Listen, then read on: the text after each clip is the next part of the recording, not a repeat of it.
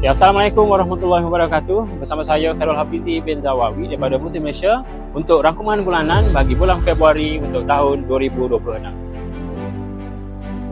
Okay, Alhamdulillah, pada minggu yang pertama bagi bulan Februari ini, kami Muslim Malaysia telah berjaya menyantuni dan membantu seramai 420 keluarga asnaf dengan jumlah anggota infak sebanyak 420 anggota infak. Okay, manakala pada minggu kedua pula, kami Muslim Malaysia telah berjaya menyantuni seramai 380 keluarga asnaf dengan jumlah anggota infak sebanyak 380 anggota infak. Okay, untuk minggu yang ketiga pula, kami Muslim Malaysia telah berjaya menyantuni dan membantu seramai 110 keluarga asnaf dengan jumlah anggota infaknya sebanyak 110 anggota infak.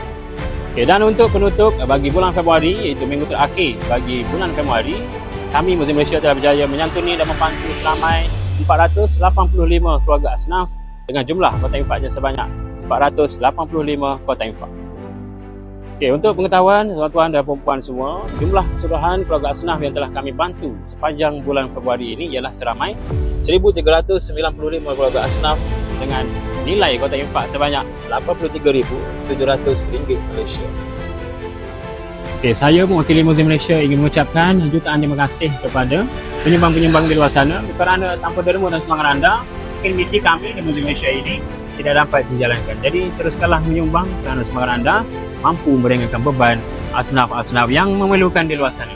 Janji Allah kepada hamba-Nya dalam surah Ar-Rahman ayat ke-60, hal jazaul ihsani illal ihsan. Tidak ada balasan kebaikan melainkan kebaikan itu. Jadi sekian sahaja daripada saya untuk rangkuman bulanan bagi bulan Februari untuk tahun 2026. Assalamualaikum dan terima kasih.